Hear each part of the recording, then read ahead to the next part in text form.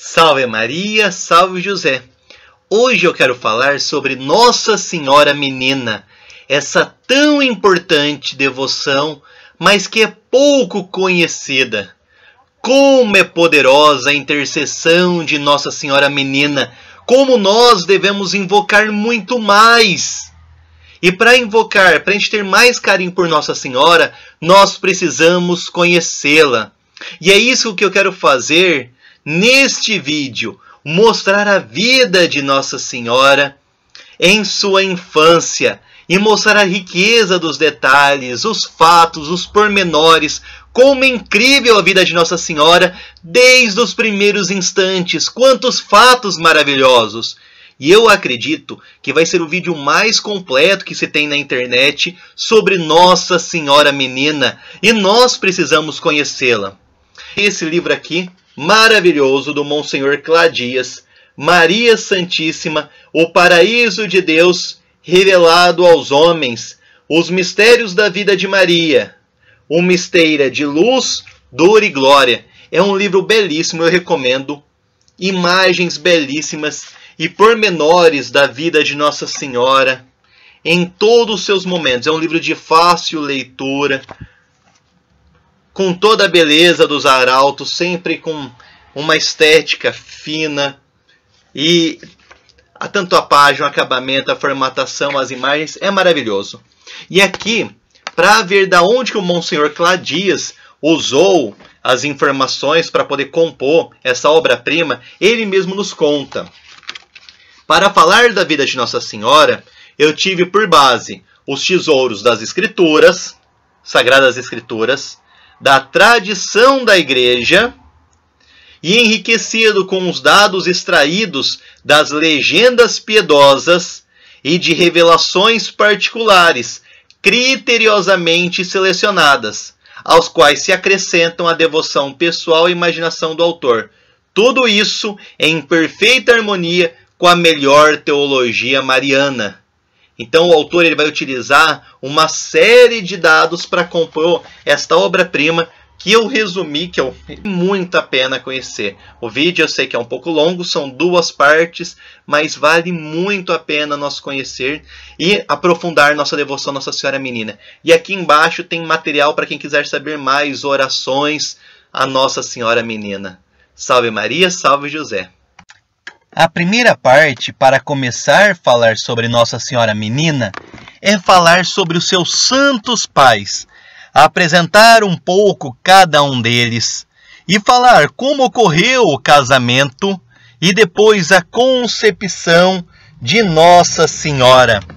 Vamos iniciar então falando de São Joaquim. São Joaquim, descendente de Davi, através de Natã, que era um dos 4 filhos do rei profeta com Betsabeia.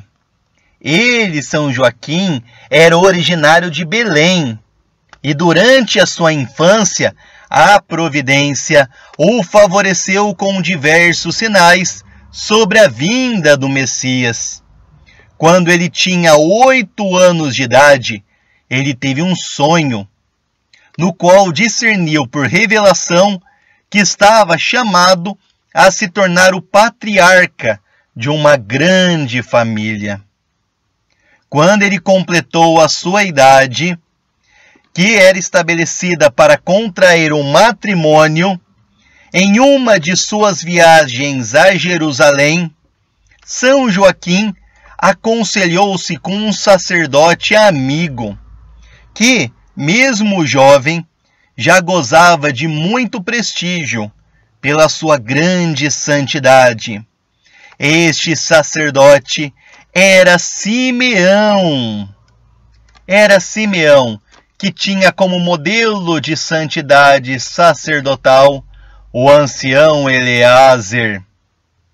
Os 2 sacerdotes concordaram em indicar para São Joaquim uma esposa que fosse uma virgem ligada à sua mesma estirpe. O nome dela era Ana, que distinguia-se sobretudo pela sua virtude. foi o próprio sacerdote Simeão que oficiou a cerimônia de núpcias de Joaquim e Ana, que aconteceu em Jerusalém, recomendando-lhes insistentemente que rezassem, a fim de que sua prole apressasse a salvação de Israel. Contava ele 25 anos de idade, e ela aproximava-se dos 20. Iniciou-se então a convivência conjugal na casa, em Nazaré. Depois do casamento, aquele matrimônio se manifestava infrutífero. Alguns israelitas até pensavam: se eles são estéreis, alguma falta cometeram. Os anos se passavam, e eles aguardavam a esperada prole. E assim se passava o tempo. 20 longos anos transcorreram nesta grande provação. Certo dia, quando Joaquim se apresentou no templo, a fim de fazer uma oferta voluntária de um gado, como era o seu costume, um sacerdote chegou a rejeitá-lo publicamente, alegando não ser agradável ao Senhor o sacrifício de um homem sem prole. Ele retornou ao lar depois dessa humilhação e explicou para sua esposa, Santa Ana, a conveniência de se retirar por algum tempo para rezar e jejuar nas montanhas, o que executou com o seu consentimento. Pouco depois, junto com essa ofensa, veio somar-se uma afronta feita por uma doméstica em razão da esterilidade do casal. Decorridas algumas semanas, São Joaquim retornou a Nazaré. Os esposos retomaram a normalidade de sua vida familiar. Transcorrido 1 ano após esses fatos, o arcanjo Gabriel apareceu radiante para Santa Ana para lhe dar a grande notícia de que o Senhor atendera aos seus pedidos. Ela geraria de Joaquim uma menina que teria uma sublime vocação. E acrescentou o arcanjo Gabriel que nessa menina se realizaria tudo quanto haviam predito os profetas. Ele disse: a filha que de ti nascerá será a aurora da salvação e a porta pela qual entrará o Messias prometido. Ela será a arca da vossa vitória e atrairá Deus a esta terra. E o mesmo arcanjo comunicou em sonhos a Joaquim que a sua esposa recebera uma visita celeste, revelando-lhe que conceberia uma filha, e disse-lhe ainda que a criança deveria chamar-se Maria. O casal então resolveu ir até Jerusalém para dar graças a Deus. E de comum acordo decidiu que consagrariam a menina ao serviço do Altíssimo em seu templo, logo que a idade o permitisse. Para lá se dirigiu igualmente Simeão, avisado por iluminação angélica da vinda dos esposos, com o intuito de os acolher e abençoar. Joaquim e Ana foram, ao seu tempo, limpos do pecado original e viviam em estado de graça. Mas a grandeza da concepção da mãe do Messias recomendava que eles se elevassem ao grau de santidade e de purificação até então jamais atingidos. Deveriam ser cumulados de dons e virtudes muito particulares. Convinha que Ana possuísse uma santidade ainda maior que de seu esposo, São Joaquim, pois ela se tornaria o tabernáculo vivo da Rainha do Universo. Em São Joaquim e em Santa Ana, convergiu o que havia de mais requintado no povo eleito, tanto no que se refere aos dons naturais quanto sobrenaturais. Parece razoável admitir que também eles tenham sido purificados da concupiscência da carne antes da concepção de Maria. Tratando-se da medianeira universal de todas as graças, os primeiros a se beneficiarem dessa prerrogativa não deveriam ser os seus próprios pais? Exultante estava o arcanjo Gabriel, designado pelo Senhor como guardião de tão precioso tesouro. Concebida sem pecado original, desde o primeiro instante de sua concepção, Nossa Senhora gozou de plena lucidez e rendeu ao Criador a mais perfeita adoração. Já no ventre materno, Nossa Senhora tinha pensamentos elevadíssimos e sublimes, vivendo no seio de Santa Ana como em um verdadeiro tabernáculo. Dr. Plínio ressalta, enriquecida com um robusto dom de ciência infusa, sua contemplação era das mais elevadas. Excetuando as 3 pessoas divinas, ninguém, nem sequer os anjos, jamais abarcou o imenso oceano de perfeições que nela era encerrado. Em virtude da ciência altíssima que tinha recebido pela graça de Deus desde o seio de Santa Ana, Nossa Senhora começou a pedir a vinda do Messias e a queda de todo o mal no gênero humano. Por essa forma, ela já passou a influir nos destinos da humanidade. Cada segundo da existência de tão excelsa criatura dava tanta glória a Deus. Durante o período da gravidez, limpa não só do pecado original, Santa Ana também foi limpa das sequelas do pecado original. Assim, a gestação de Nossa Senhora transcorria sem qualquer incômodo ou mal-estar, e o vínculo de união entre as duas se aprofundava a cada instante. Essas graças também abrangiam a São Joaquim. Seu nascimento deveria encher de alegria a terra inteira e todos os coros angélicos.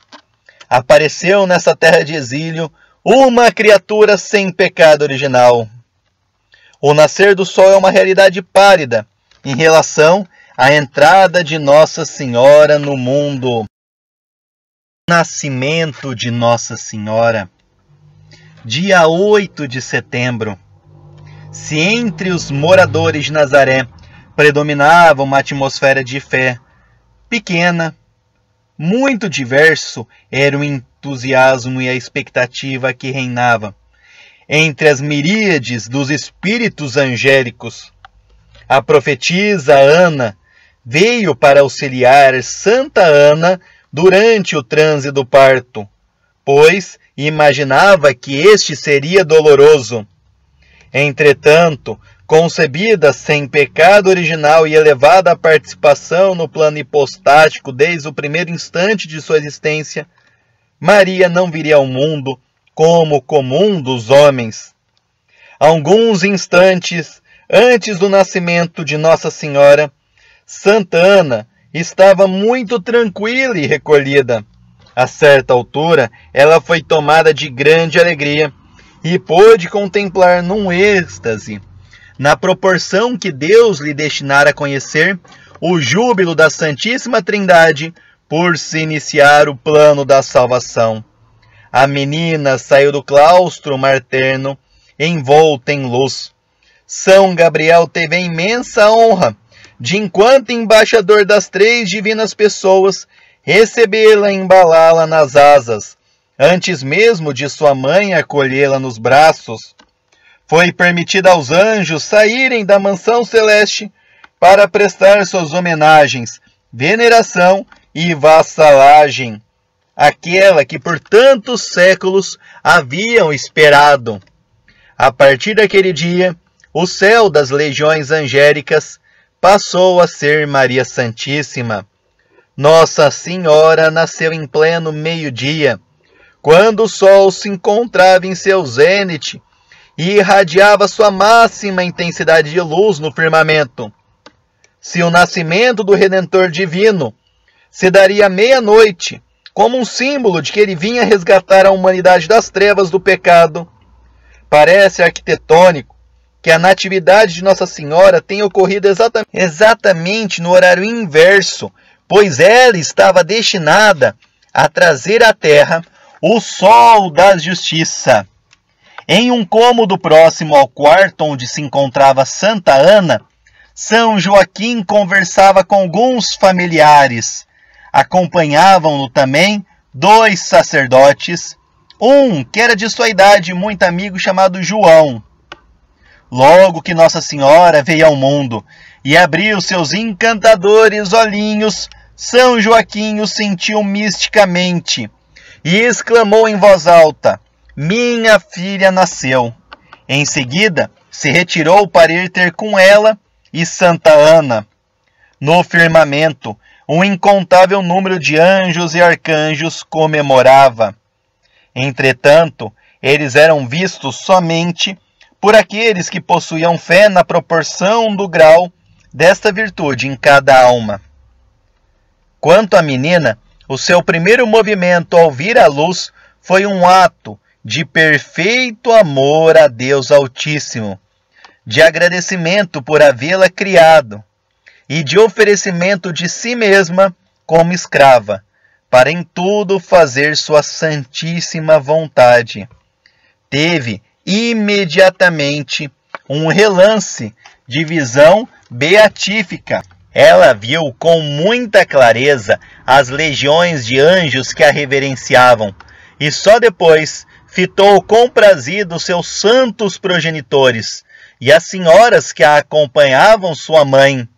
Em vez de prorromper num pranto, como é comum das crianças, os seus pequeninos lábios, levemente rosados, esboçaram um sorriso. Se a concepção de Nossa Senhora constituiu para Santa Ana e São Joaquim ocasiões de graças extraordinárias, essas se tornaram ainda muito mais intensas quando ambos a tiveram no braço, ao alcance de seu olhar. Isenta do pecado original, Nossa Senhora era dotada de ciência infusa e do pleno uso da razão. Já ao abrir os seus olhinhos para a realidade, Nossa Senhora entendia tudo quanto que se passava. Quanto o Criador foi glorificado com somente um olhar de Nossa Senhora. Santa Ana contemplou em seu regaço, dizendo: "Joaquim, como ela é bonita!" A menina penetrou o fundo da alma de sua mãe e pensou: quando eu estava em seu claustro, não notava tão claramente assim, mas agora eu me dou conta de que mamãe precisaria receber mais graças e progredir em tais pontos. Ó meu Deus, concedei a minha mãe essas graças. E em seguida a alma de Santa Ana tomou uma conformação mais angélica. Ah, Nossa Senhora, desde os primeiros momentos a onipotência suplicante, e com essa simples prece começou a antecipar o dia bendito da encarnação. Pervadidos de amor por este precioso tesouro, ambos se consagraram interiormente a ela como escravos, ecoando o gesto de sua filha, que se fizera escrava do Senhor logo ao nascer. Os santos esposos tornaram-se os precursores da amorosa escravidão de Nossa Senhora preconizada por São Luís Grignion de Montfort. O casal decidiu evitar qualquer tipo de comemoração pelo nascimento de Nossa Senhora, preferindo permanecer em recolhimento, contemplando-a. Somente depois de algum tempo, os parentes e amigos mais próximos, que ainda não a conheciam, vieram visitá-la, trazendo-lhes presente. O Dr. Plínio disse: a situação do mundo naquele tempo era parecida com a dos nossos. Os vícios imperavam, a idolatria dominava a terra, A abominação havia penetrado na própria religião judaica. O mal e o demônio venciam. Contudo, no momento decretado por Deus em sua misericórdia, ele derruba a muralha. Nasce Nossa Senhora, a raiz bendita, da qual brotaria nosso Senhor Jesus Cristo. Começava assim a derrocada do demônio. Quando Nossa Senhora nasceu, a natureza inteira recebeu um novo alento e esplendor. Uma como que alegria percorreu as plantas e os animais. Os oceanos tornaram-se mais majestosos, os céus mais límpidos, as noites mais belas. Por quê? Porque Maria havia nascido, Rainha e Senhora do Universo. Ela se encontra no centro da criação e através dela que emanam para toda a natureza os favores de Deus. Com sua natividade, tudo se tornou mais diáfano, mais nobre, mais alegre, como prenúncio das supremas alegrias da noite de Natal. Deus passou a olhar o homem com maior benevolência, pois agora sua mãe fazia parte da humanidade. Muitos justos tiveram sonhos, visões e comunicações sobrenaturais.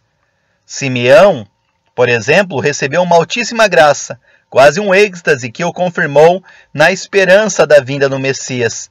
Algo análogo ocorreu com São Zacarias e Santa Isabel. Até mesmo aos ímpios foram concedidas graças especiais para suas conversões. Não obstante os prodigiosos efeitos no campo metafísico e sobrenatural, Monsenhor Clá considera que no plano físico, o nascimento de Nossa Senhora esteve envolto num ambiente de muita normalidade. A providência visava evitar que os maus, suspeitando da grandeza e unicidade da vocação da menina, e assim tentassem frustrar os planos divinos a seu respeito.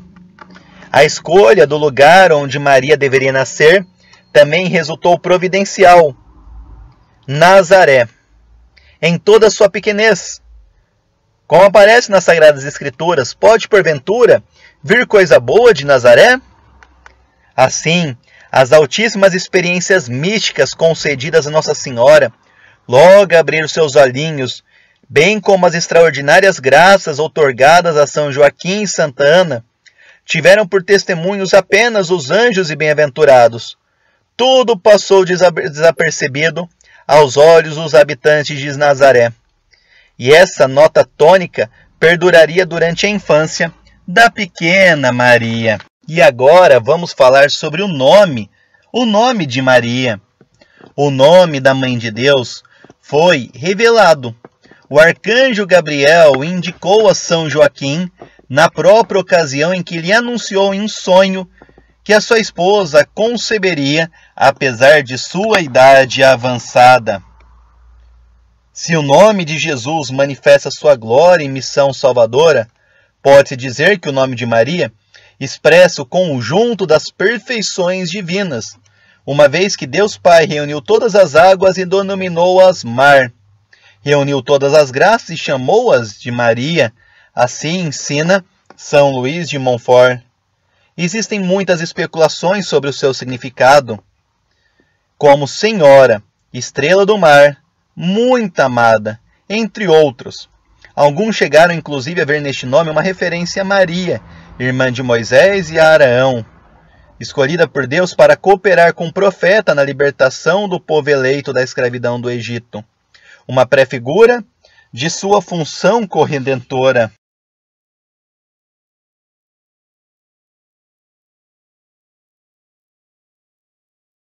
Depois do nascimento de Nossa Senhora, e que se passaram os tempos prescritos para a purificação de Santa Ana, o santo casal partiu em uma peregrinação a Jerusalém para apresentar sua filha no templo e fazer a oferenda de um cordeiro e de uma rola. Simeão, o sumo sacerdote naquele ano, recebeu-os na porta do tabernáculo, pois Deus lhe comunicara que para lá se dirigia uma menina destinada a uma grande vocação, a quem ele se destinava a proteger. O sacerdote profeta bem conhecia os antecedentes de sua prodigiosa concepção. São Joaquim e Santa Ana, à maneira de um hino de louvor, gratidão e restituição a Deus por tão imenso dom que lhes fora concedido, renovaram o voto de consagrar a menina ao serviço do templo quando ela completasse 3 anos de idade. Os magos judeus perceberam no firmamento uma nova e reluzente estrela e imediatamente informaram o ocorrido aos mestres da lei. Enquanto isto, o tempo passava. Nossa Senhora começou a falar, a usar a palavra, quando completou 1 ano e meio de idade. Tratava-se esse período de uma fase indispensável na vida de Nossa Senhora, do qual ela pôde desenvolver seu altíssimo espírito contemplativo e aprofundar suas relações com o mundo angélico e com Deus. O início da comunicação, através da fala, abriu uma nova fase na vida de Nossa Senhora, que se estenderia até a partida para o templo, com seus 3 anos de idade. O seu dia se dividia entre orações, meditação, convívio social e deveres familiares. Logo após acordar, Nossa Senhora passava cerca de 1 hora ou 1h30 em oração, ajoelhada sobre a própria cama.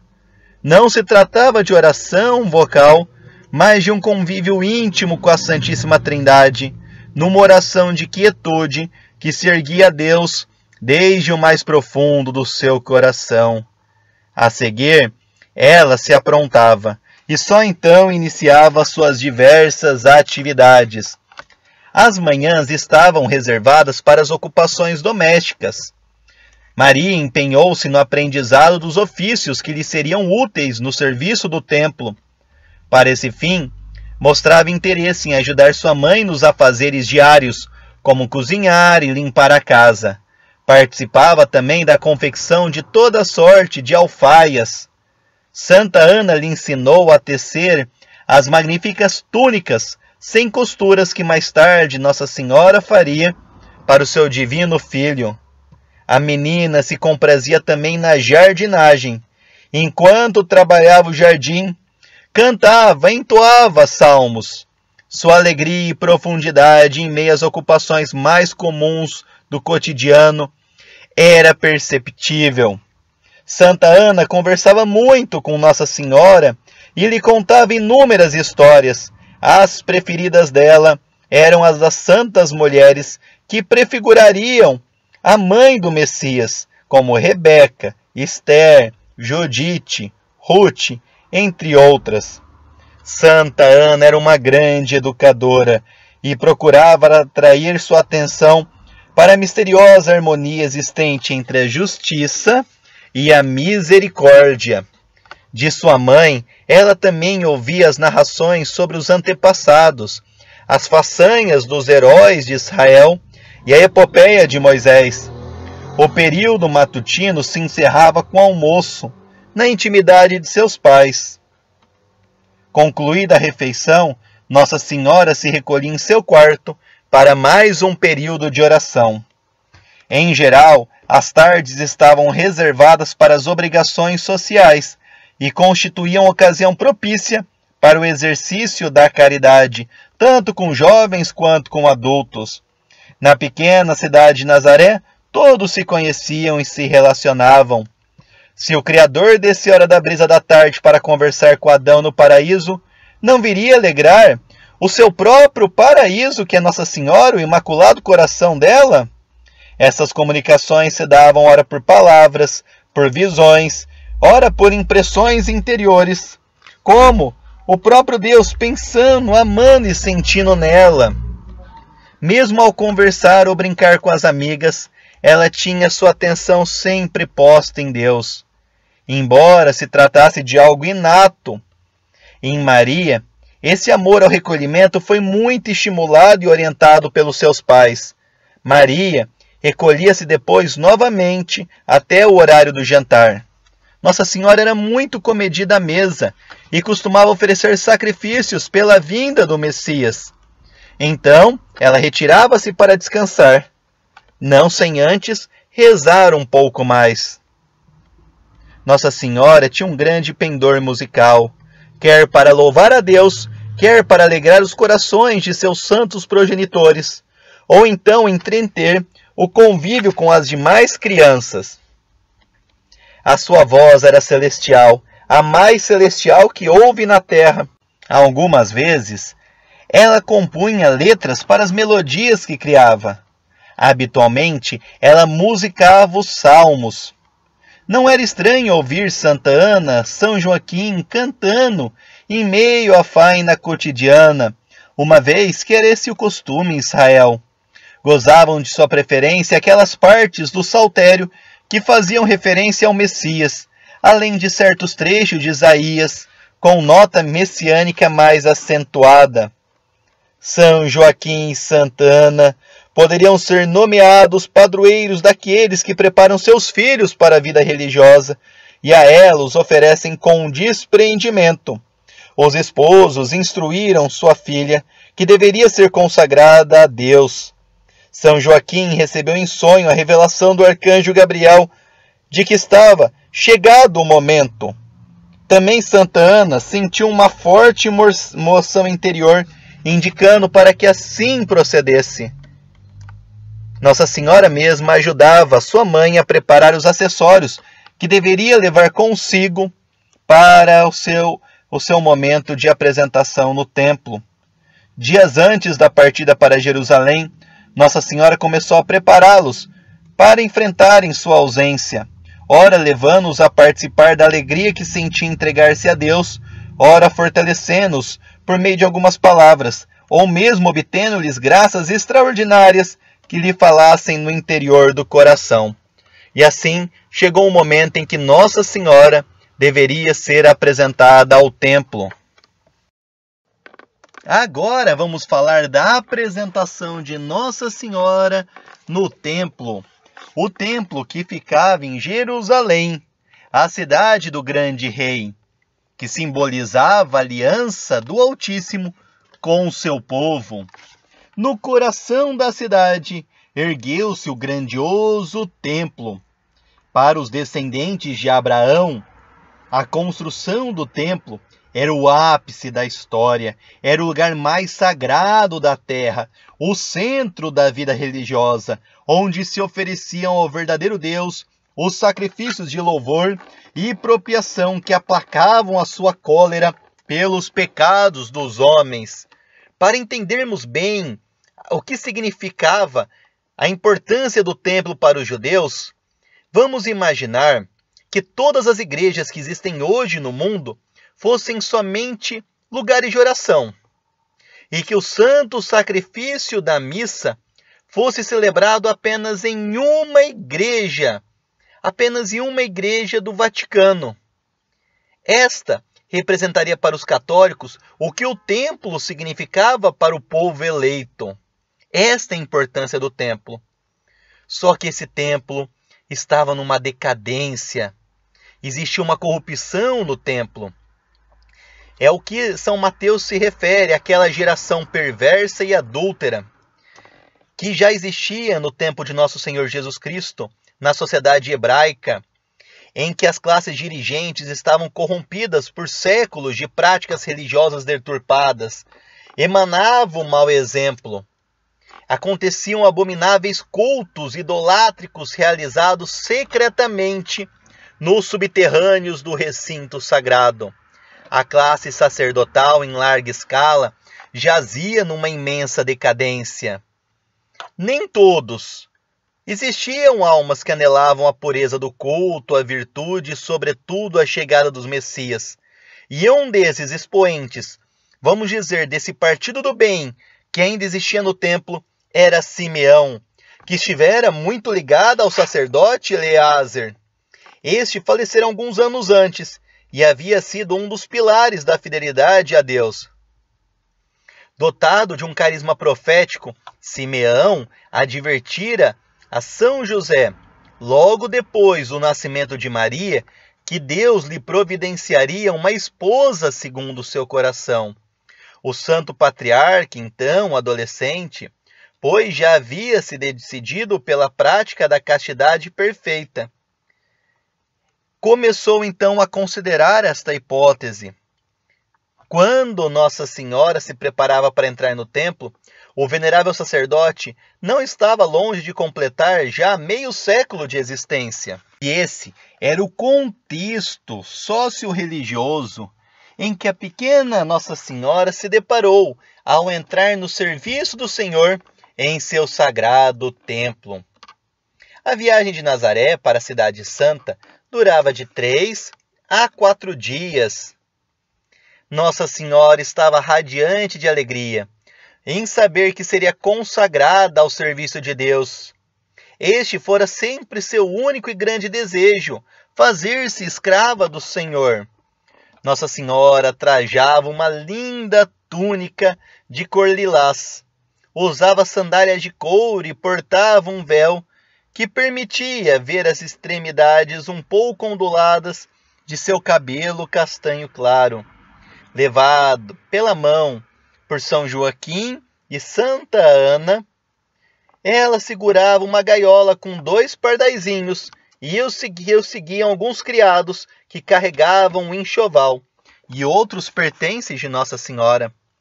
Ao ingressarem no templo, os 3 se ajoelharam e rezaram em silêncio.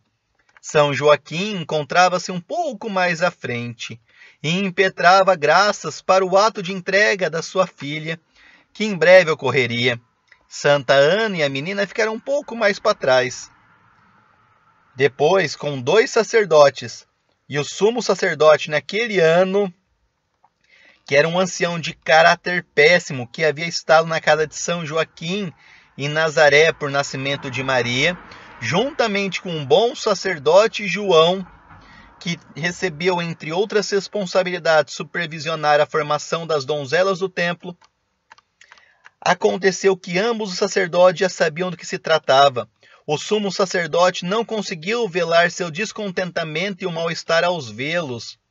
Voltando-se para São Joaquim, tentou até dissuadi-lo de seu propósito, alegando que ainda Nossa Senhora é muito pequena e que não se adaptaria às regras e ao regime da vida no templo. Na realidade, ele procurava esconder sua antipatia, pois havia intuído que a presença daquela menina não portava bons presságios para sua facção. Pelo contrário, o sacerdote João, que estava junto, encantou-se com Nossa Senhora e sentiu naquele breve contato um misterioso revigoramento de todas as suas esperanças messiânicas. Como supervisor de sua formação, ele se comprometeu a cuidar de Maria, e apontando para a jovem que ali se encontrava, assegurou que seria uma alegria para aquelas donzelas contribuírem na instrução de uma filha de Israel ainda tão nova. Ao terminar essa conversa tão rápido, São Joaquim entregou Maria aquela gaiola com os 2 pardaizinhos, e ela, por sua vez, apresentou-a ao sumo sacerdote. Tratava-se de um ritual seguido por todas as donzelas que ingressavam no serviço de Deus. Os 2 passarinhos significavam a liberdade e a castidade, que eram consagradas ao templo pelas mãos do ministro sagrado. Ali aguardava Simeão, o qual oficiaria a cerimônia de apresentação de Maria, acompanhado pelas mestras e donzelas que dela participariam. Agora vamos falar do ritual da apresentação. São Joaquim tomou a palavra e proferiu uma oração composta de improviso. Neste momento, Senhor, ofertamos o nosso mais precioso tesouro, nossa querida filha Maria. Damo-lo a vós, pois mereceis aquilo que temos de melhor, e que nos foi dado por vós mesmo. Que ela, ao entrar no vosso serviço, neste local sagrado, caminhe imaculada na vossa presença, sem que os seus passos jamais se desviem de vossa santa vontade. Ainda diante de Simeão, o guia espiritual da família desde os tempos de suas núpcias, São Joaquim fez a solene entrega da filha aos cuidados do sacerdote João, dizendo a ela: Filha, filha minha, entrego-a a este filho de Levi, para ser oferecida ao Senhor. a fim de que você sirva a Ele em todos os dias de sua vida. Seja uma oferta imaculada ao Deus de nosso povo, e que Ele nos visite com a vinda no Messias esperado. Deste modo, João ficava, perante Deus, com a responsabilidade de velar pela formação de Maria e de protegê-la durante sua permanência no templo, embora Simeão fosse propriamente o seu pai espiritual. Já no próprio dia da apresentação, a pequena procurou, com as suas súplicas, oferecer a Deus uma reparação por todos os pecados cometidos pela nação, em especial pela idolatria, praticada ocultamente desde os tempos de Moisés. Doía-lhe sobremaneira constatar que os sacerdotes, chamados a apressar a vinda do Messias por meio dos sacrifícios prescritos pela lei, eram, na realidade, os que mais afastavam o povo dos preceitos divinos.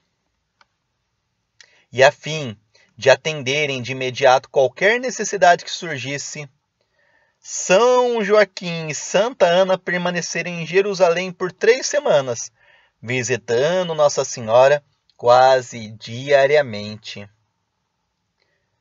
Nossa Senhora, que agora estava no templo, e com seus pais ao lado durante essas 3 semanas, essa presença assídua inibia a ação dos maus contra a pequena menina.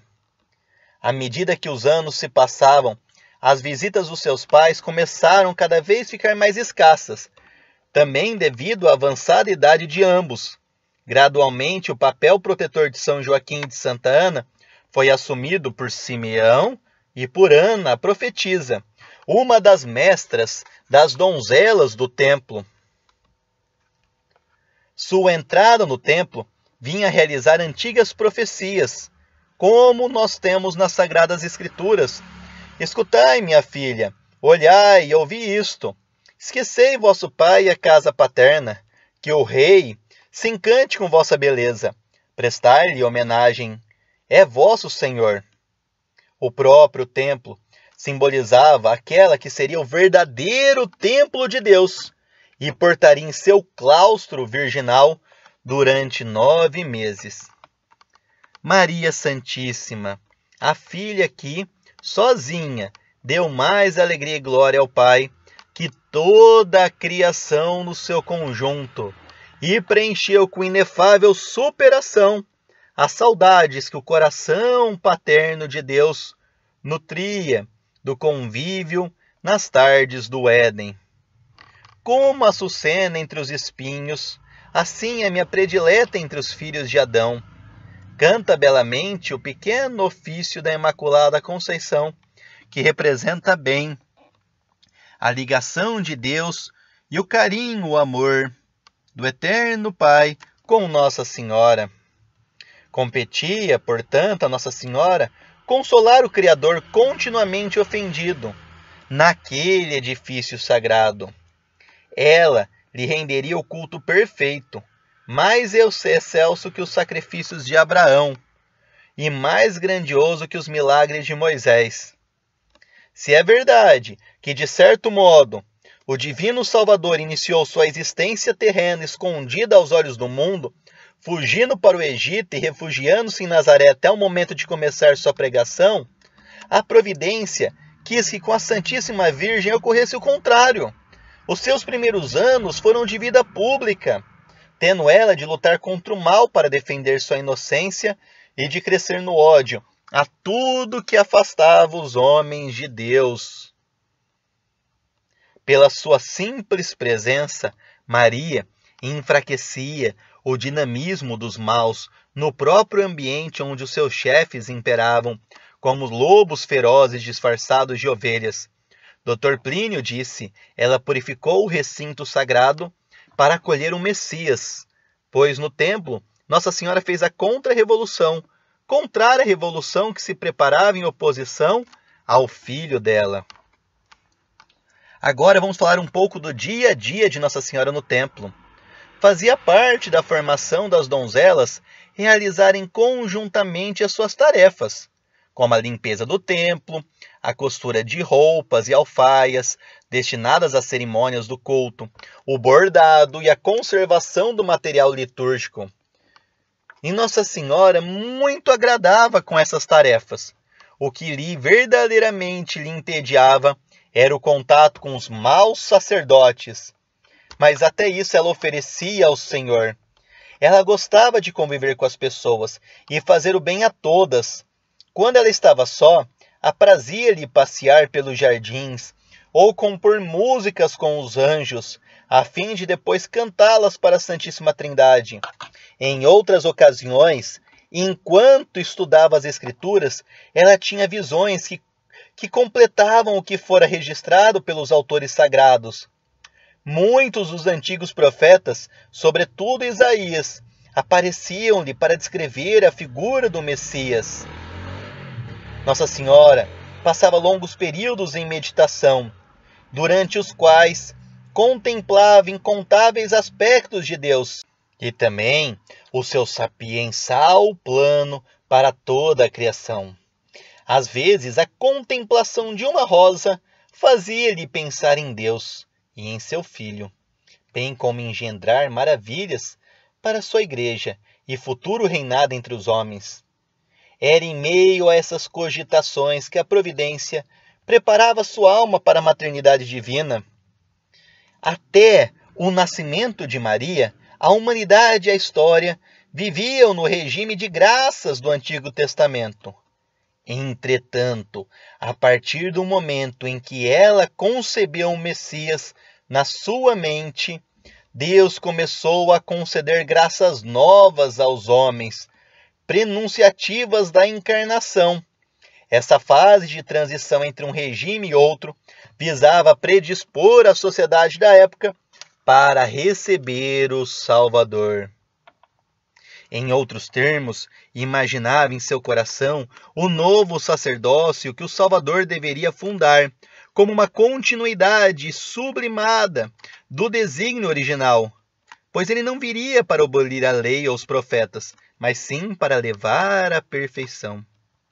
Por isso, ela suplicava graças extraordinárias para os sacerdotes que surgiriam, como também para os fiéis da igreja, os quais se tornariam efetivos mediante os sacramentos da nova lei instituídas por Cristo, sem que ela se desse conta de seu papel como futura mãe do Messias e de sua igreja. Mas os maus estavam ali presentes no templo. Não conseguiram captar de imediato quem de fato era aquela menina, pois Deus lhe velara a compreensão desse sinal. Os bons vislumbraram algo e a protegiam discretamente da conspiração dos iníquos. Coube a Simeão iniciá-la no conhecimento do mistério da iniquidade, que se desenvolvia ali no templo, da maneira que ela soubesse como se mover ali. Desde a infância, Nossa Senhora aprendeu a ocultar-se e fazer com que sua vida se desenrolasse com uma aparência de muita normalidade aos olhos de tudo. Deus era o seu baluarte, portanto, não havia o que temer. Um dos recursos utilizados em que ela lidava e muito agradava às companhias que estavam ao seu redor era contar histórias durante os afazeres cotidianos. Algumas ela havia lido nas Sagradas Escrituras. Outras dessas histórias ela aprendera com Santa Ana, com São Joaquim. Outras, por fim, ela ouvira dos anjos. Ou então, depreendera da ciência infusa que possuía desde o primeiro instante de seu ser. Nossa Senhora narrava com tanta graça e encanto, realçando os matizes mais belos e através da modulação e de sua voz cheia de melodia, fazendo com que todos parassem para escutá-la. Nossa Senhora exercia uma verdadeira ação apaziguadora e também exorcística sobre suas companheiras, afastando delas más tristezas, agitações e infestações postas pelo demônio, bem como também infundindo-lhes muita paz, esperança e alegria.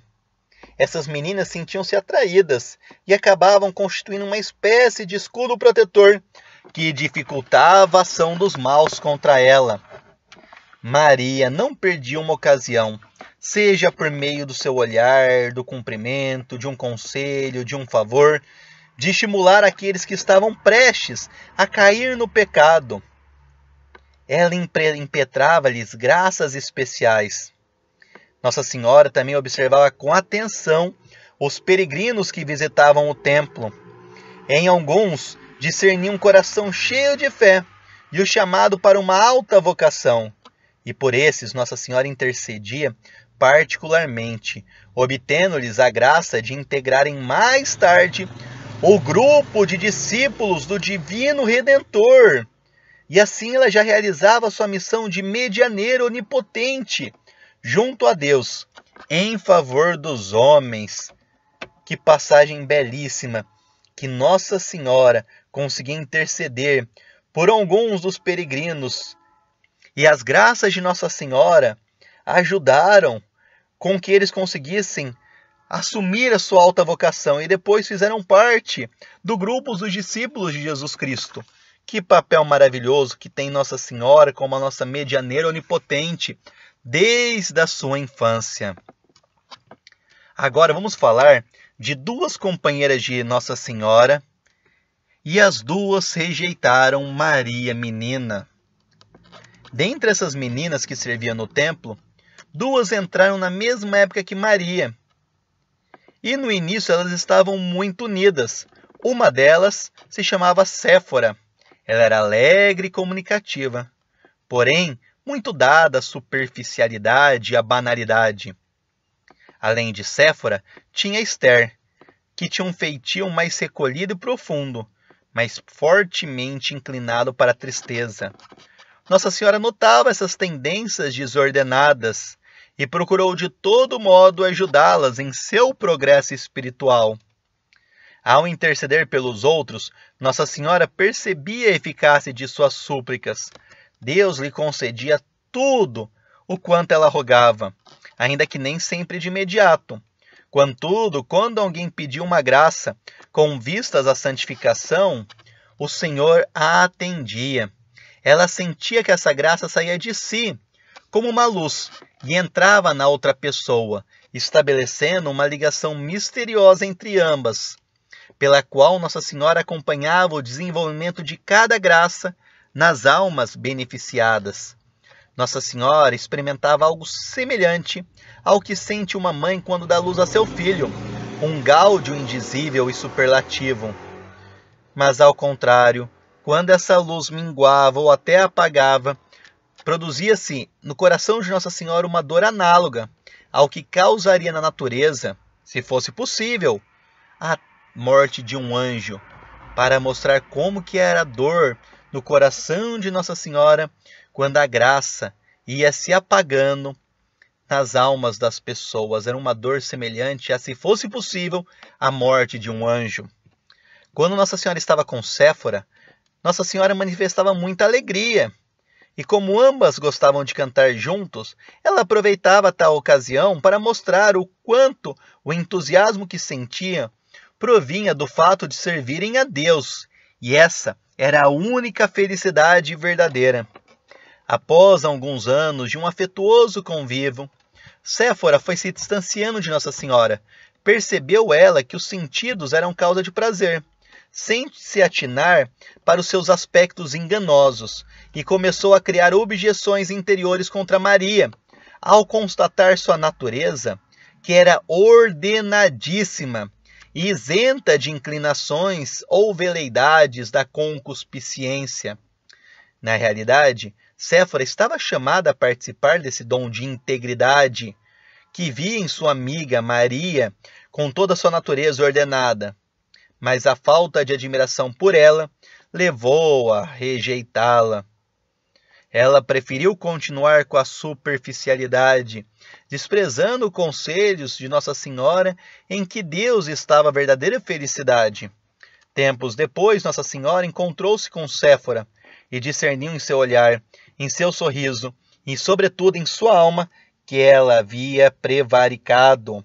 Essa foi uma das maiores dores padecidas por Nossa Senhora em relação às suas companheiras do templo, pois lhe causava uma dilaceração ver alguém acabar com a graça que tem em si.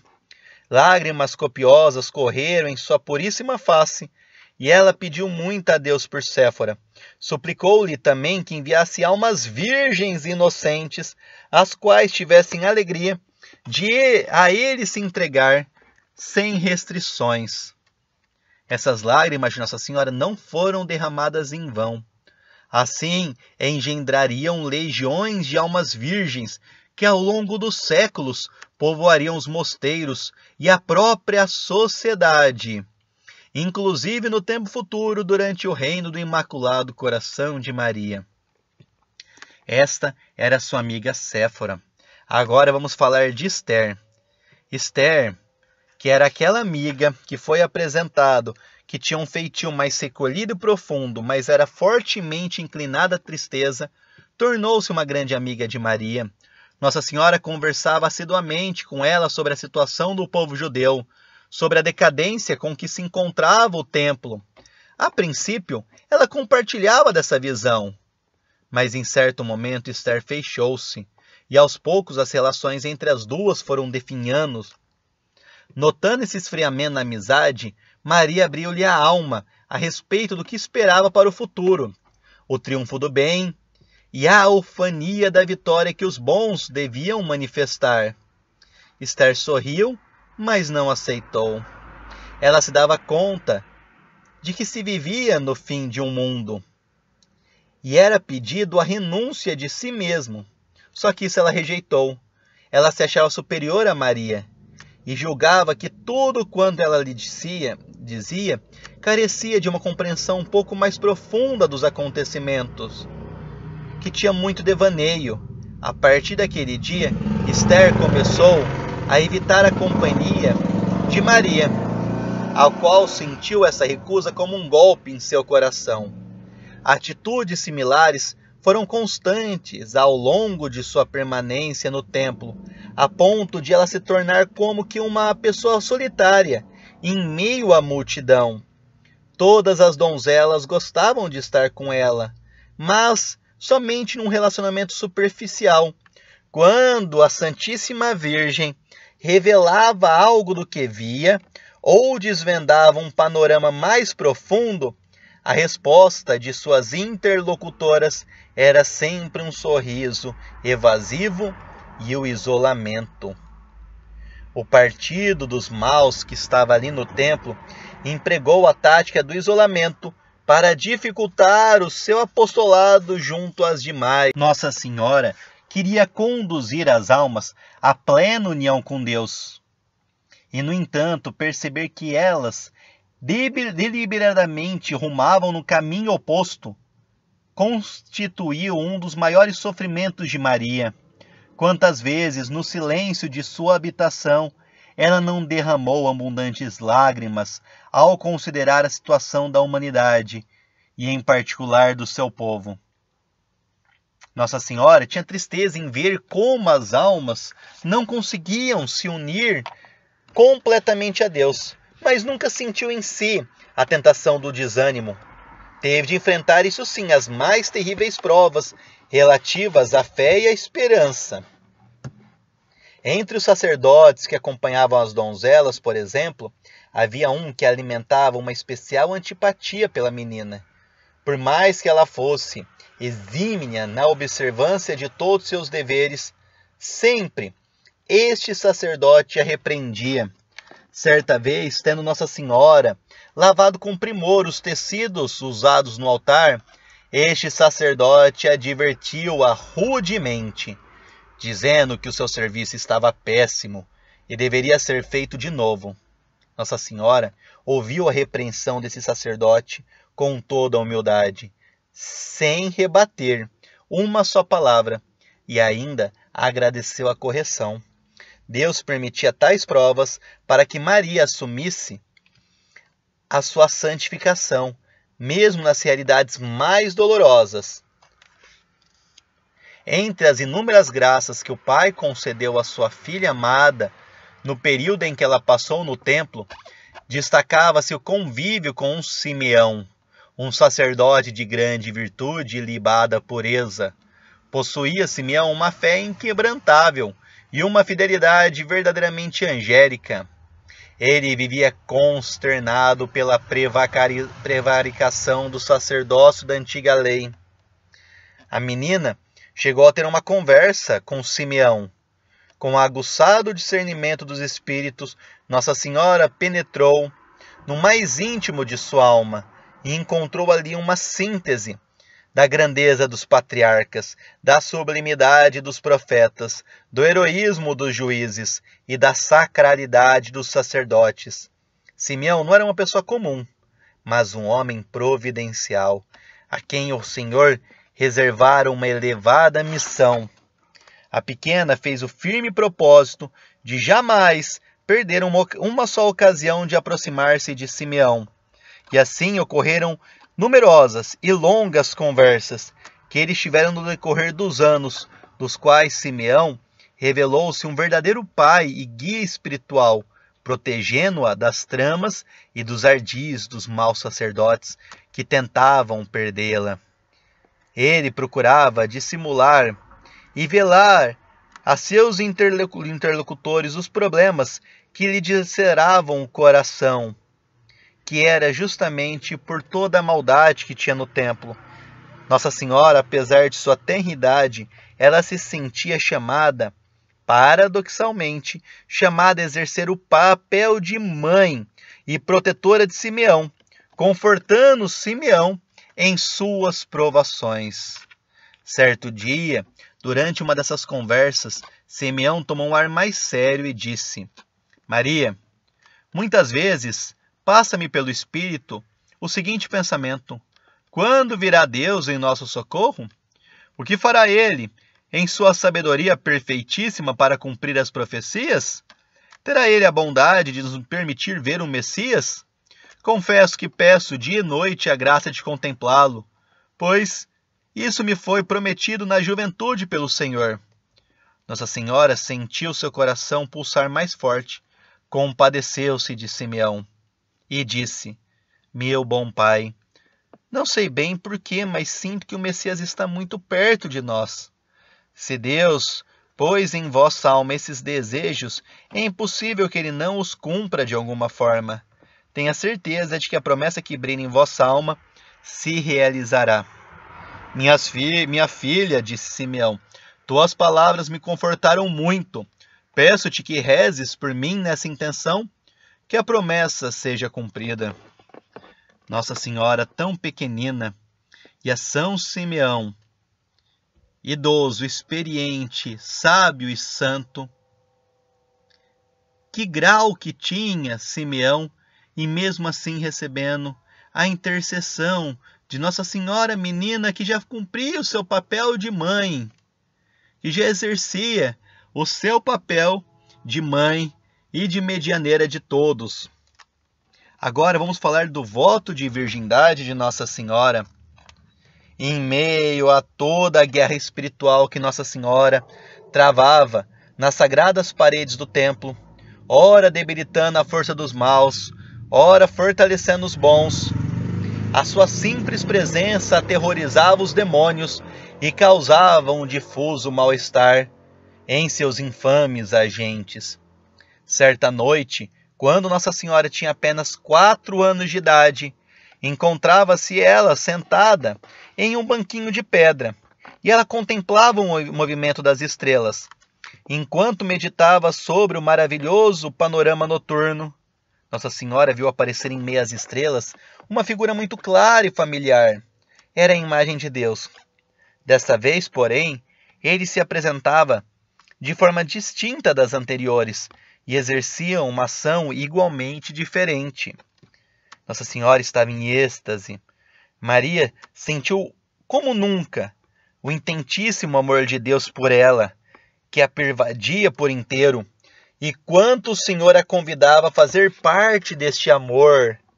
E assim ela teve um conhecimento experimental do Divino Espírito Santo, o qual correspondeu com um ímpeto amoroso pleno e unitivo. Esse ato de amor de Nossa Senhora foi tão perfeito que, em sua essência, consistiam num verdadeiro desponsório, que foi preliminar ao matrimônio místico que se realizaria na Anunciação. Por isso, ao retornar do êxtase, sua primeira atitude foi ajoelhar-se e ratificá-lo por meio de um voto de virgindade, pois não mais podia vincular-se a homem algum, uma vez que estava unida em esponsais com o Espírito Santo. Após essa experiência mística, que redundou em um desponsório com a terceira pessoa da Santíssima Trindade, a ação do Divino Esposo na alma de Maria intensificou-se a cada instante. Ela novamente foi arrebatada em um êxtase e teve uma visão, a vinda do Messias e a consequente regeneração de Israel e de todo o gênero humano. Foi-lhe revelado que os tempos anunciados pelos profetas chegaram e Deus visitaria a humanidade. Contemplou então no Espírito Santo episódios da paixão e de seu amado Messias, e uma vez concluída a visão dessas cenas, ouviu uma voz forte que lhe dizia: minha filha, vem sofrer com ele. E a mesma voz convidou-a a oferecer-se como vítima por suas dores. E assim acabou esta visão. Nossa Senhora tinha 4 anos de idade e esse foi o seu primeiro Fiat. Desde aquele dia, ela passou a sofrer antecipadamente a paixão do Redentor. Quase toda a infância da Santíssima Virgem foi passada no templo. Embora cercada dos incontáveis anjos que a acompanhavam dia e noite, muitas vezes ela se achava isolada, pois não tinha amigas. Sentia falta de uma jovem de sua idade. Ela desejava confidenciar-lhe os segredos de seu coração e compartilhar as dificuldades com que se deparava. Algumas a desprezavam por inveja, deixando-a um tanto esquecida e abandonada. O demônio travava uma guerra sem tréguas contra Maria, utilizando-se por vezes até de alguma dessas meninas para tentar perdê-la. Ela teve uma infância muito sofrida, em especial pela dor que lhe causava não poder auxiliar aquelas meninas que eram tão próximas. Mas ela tinha uma resignação que transparecia no brilho de seu olhar e exercia uma espécie de ação exorcística pela qual as pessoas que lhe queriam fazer mal eram impelidas a dela se afastarem. E aquelas que esperavam com amor a vinda do Messias e de sua Santíssima Mãe sentiam-se confortadas em sua presença. Em sua infância, lhe foi pedido o terrível sofrimento de se ver isolado e abandonado, para que, unida ao Messias vindouro, pudesse comprar graças e sustentar aquelas almas muito eleitas, aos quais ele pediria que suportassem heroicamente, já desde o início de sua existência, o mais pungente isolamento em decorrência da perseguição dos maus. Nossa Senhora deveria sofrer de um modo paradigmático como vítima de expiação. Nos momentos de solidão, enquanto meditava as Escrituras, ela compunha músicas, criava melodias e as entoava à maneira de uma oração, suplicando a Deus o cumprimento das profecias e a vinda do Salvador. Estando com as demais donzelas, o tema preferido de Nossa Senhora era falar sobre o Messias, e à medida que os anos passavam e ela crescia, um ardente desejo se intensificava em sua alma. Ela desejava servir a mãe do Messias. Impulsionada pela graça, ela decidiu rezar e oferecer sacrifícios por aquela que seria escolhida por Deus para tão grande e excelente missão. E sabendo que algumas das jovens que estavam ali no templo, com que ela mantinha contato, essas jovens poderiam ser escolhidas para ser a mãe do Salvador, ela procurava como que preparar essas jovens que poderiam se tornar a mãe do Salvador. E aqui nós vemos a humildade de Nossa Senhora. Ela também discernia que várias dessas jovens seriam chamadas a no futuro prestar serviços ao Messias, como de fato ocorreu. Entre as santas mulheres encontravam-se algumas que eram companheiras de infância de Maria, que com ela conviveram no templo. Por isso que durante os trabalhos, quer nos períodos de lazer ou nas conversas, ela empenhava-se em ajudá-las a crescer nas vias de santidade. As decepções, porém, estavam prestes a assaltá-la, pois veria muitas também dessas jovens vacilarem na fé e até perderem a esperança nas promessas divinas. Nossa Senhora era sempre muito modesta e tinha o hábito inato de admirar as outras, sem jamais se comparar. Ela não pensava em si. Favorecida por fino e penetrante discernimento dos espíritos, via com clareza a luz interior da graça que iluminava cada alma. E cada um desses traços refletia um aspecto específico da perfeição de Deus. Nossa Senhora louvava a Deus pelas virtudes que observava naquelas jovens e intercedia para que cumprissem com fidelidade o próprio chamado. Notando, por exemplo, que uma pessoa devia ser modelo de paciência para com o próximo, ela rezava e procurava incentivá-la a suportar as falhas alheias com o máximo de brandura. Ela simplesmente estava atenta a que todas tendessem ao auge de si mesmas e assim glorificassem a Deus. Apesar da solidão que ela teve de enfrentar, nunca na história do templo sairiam para viver em sociedades moças tão bem formadas e virtuosas como naquele período em que a Santíssima Virgem lá permaneceu, graças às intercessões poderosas de Maria, mesmo tão pequenina. A sua simples presença possuía um altíssimo carisma exorcístico, e isso incomodava e coibia aqueles que se dedicavam ocultamente aos cultos idolátricos. Todos percebiam tratar-se de Nossa Senhora de uma santidade fora do comum, que ela era uma alma predileta de Deus. No entanto, Deus a velava aos olhos ímpios, gerando entre eles incerteza, confusão e insegurança. Certo dia, um fariseu a procurou, elogiando sua inteligência e afabilidade, a capacidade de atrair as pessoas. E esse sacerdote fariseu convidou-o a se unir ao seu partido e utilizar esses dons em benefício do povo judeu. Maria se recusou categoricamente, alegando que de Deus recebeu tudo isto e para ele somente havia de usá-los. Decepcionado, o fariseu desistiu, mas relatou o ocorrido àqueles outros de sua facção. Uma divisão se operou entre, então, aqueles maus. Alguns queriam captar a adesão de Nossa Senhora por ódio ao bem que viam nela e porque, instigados por demônios, haviam percebido, embora de uma forma um pouco nebulosa, que ela possuía uma elevadíssima missão, a qual já odiavam com todas as forças.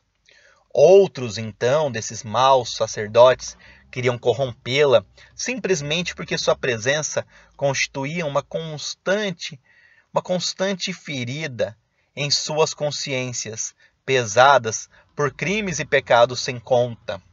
As manobras péssimas do Sinédrio começaram a dar errada repetidas vezes, o que acarretou uma perda de influência junto à opinião pública, com consequentes quedas também nas questões financeiras. E assim, esses maus sacerdotes, extremamente calculistas, ao analisar as causas de por que tudo isso estava acontecendo, que eles estavam perdendo a influência junto à opinião pública, estavam perdendo dinheiro, descobriram que tudo isso se iniciou após a chegada de Maria no templo. Não podendo mais suportá-la, passaram a persegui-la. Os pais de Nossa Senhora, se bem que estivessem avançados em idade, não eram alheios a essa situação. De fato, São Joaquim conversava muito com o profeta Simeão, expondo sua preocupação quanto à permanência da filha nas dependências do templo.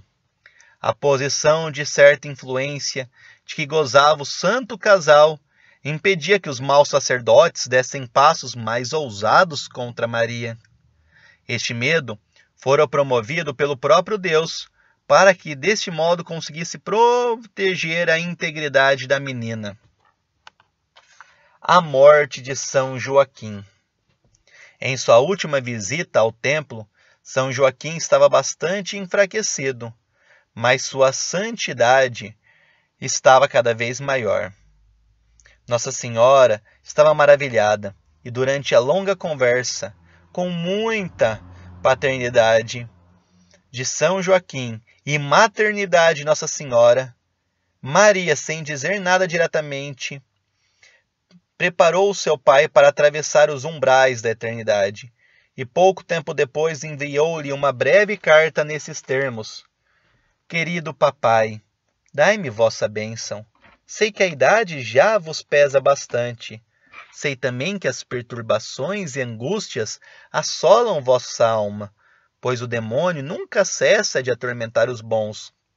Mas, amado pai, confiança, sabemos que a salvação de Israel está próxima. Lembrais da nossa última conversa? Deus não pode rejeitar nossas preces, uma vez que Ele mesmo deseja nos salvar. A vida do homem se parece com a erva, que de manhã floresce e à tarde seca. Mas vós, meu Deus, permaneceis eternamente. Ainda que não vos seja permitido contemplar o Salvador com os olhos de vosso corpo, eu vos garanto, meu doce amor, junto a Deus, vós o vereis. Avisada pelo santo anjo Gabriel de que o derradeiro momento se aproximava, Maria Santíssima dirigiu-se apressadamente para Nazaré, a fim de lhe fazer companhia em seu leito de morte. Enquanto São Joaquim sofria uma longa agonia, ela, Nossa Senhora, acariciava ele e beijava as mãos e também a fronte, chorando e falando-lhe das alegrias do céu. Nossa Senhora o amava imensamente. Quando ele expirou, ela sentiu uma profunda dor, um preâmbulo do que experimentaria no alto do Calvário, aos pés da cruz de Jesus. Nessa época, Maria tinha 12 anos de idade. Agora vamos falar da morte de Santa Ana. A última conversa com Santa Ana. Os seus pais já eram de idade avançada quando a conceberam. Maria já sabia que, tendo falecido São Joaquim, a passagem de Santa Ana para a eternidade também não demoraria. E esta era uma prova grande para ela. Deus revelou a Santa Ana a proximidade de sua morte. Então, ela decidiu visitar sua filha para despedir-se. Santa Ana chegou ao claustro do templo, onde era permitida a entrada das mulheres, e foi recebida com grande contentamento por Simeão, mantendo com ele uma elevada conversa enquanto aguardavam Maria. Quando esta se apresentou, fez uma profunda vênia para sua mãe e beijou-lhe as mãos. Em seguida, Santa Ana a abençoou. Ambas se dirigiram a um lugar ajardinado na clausura das donzelas, indicado por Simeão. Emocionada por saber que provavelmente este seria seu último encontro com a filha, Santa Ana segurou-lhe as mãos sobre o colo e deixou transparecer logo no início da conversa, com muita tranquilidade, sem perder a intimidade materna, que a visita não era como as outras. Maria, sempre desejosa de elevar as almas, quis confortar a viuvez de sua mãe, mostrando-lhe a grandeza de São Joaquim, como sua conduta justa agradou ao Senhor e quanto o amor e o cuidado com que tivera com ela havia sido essencial para sua formação. Encantada com o que ouvira, Santa Ana tomou a palavra, pois muito desejava transmitir a Maria as suas últimas considerações. E disse: Minha filha, sabes que o Senhor nosso Deus é justo em tudo aquilo que faz. Ele nunca deixa de recompensar, nem tarda em punir os ímpios.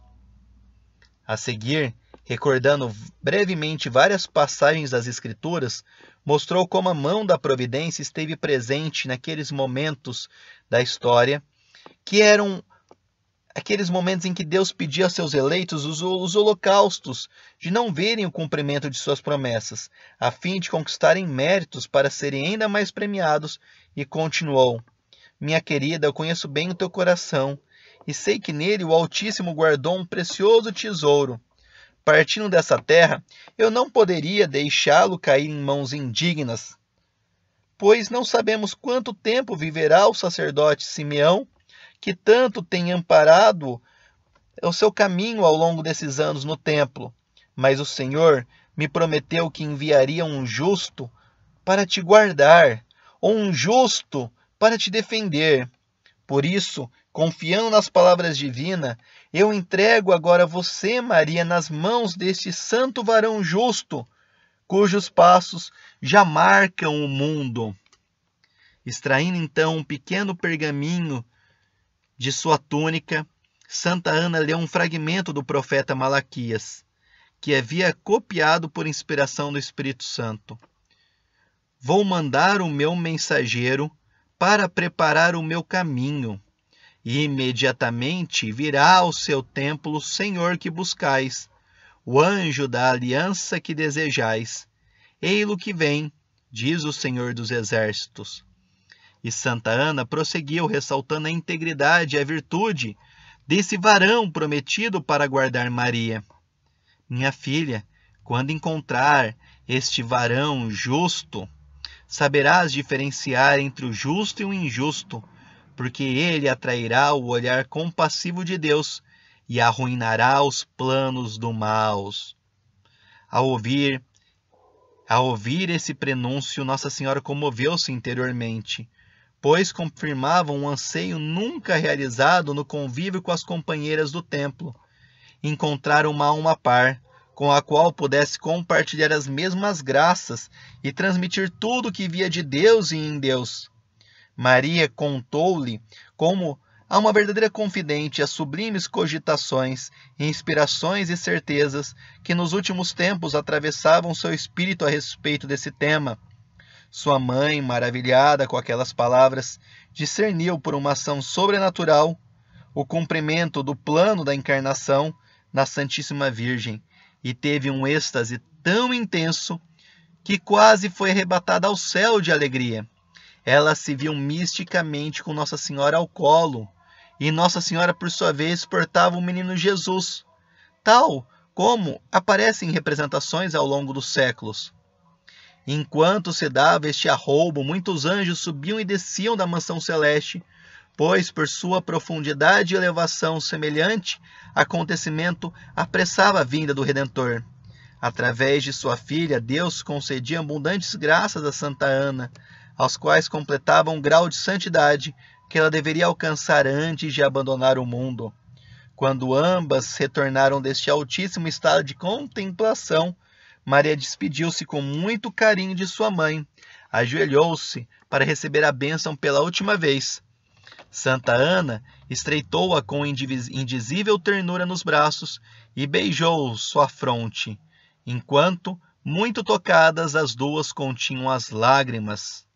Depois de se separarem, Nossa Senhora dirigiu-se ao seu local habitual de oração, pôs-se de joelho e elevou uma ação de graças a Deus pelo misterioso prenúncio que sua mãe acabara de lhe dar, pedindo ademais que se aproximasse o dia do encontro com aquele justo varão.